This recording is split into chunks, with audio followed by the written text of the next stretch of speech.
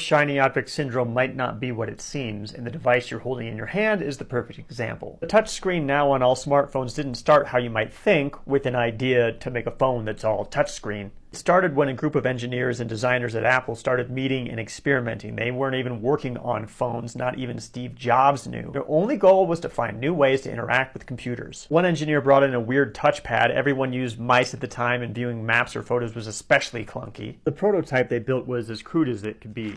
They put a piece of paper over the touchpad with a projector mounted over the paper, and they could pinch and scroll on the paper, and that would control the computer, and the projector would change what it was displaying. This turned into a tablet computer project, and the first glass prototype they could touch only controlled 1 pixel and was hacked together with copper tape from an electronics store. That grew into a prototype the size of a table. Then they finally had some tablets they could plug into a computer, but that ran out of batteries in like an hour. Then the project was scrapped. Anyone else old enough to remember the iPod? It had this weird click wheel interface. You'd scroll through options, running your finger in a circle, then click in the middle. The Onion once made a video of a spoofed laptop where you would type that way. Now, little did they know, Apple almost made a phone that worked that way. Imagine texting on a rotary phone.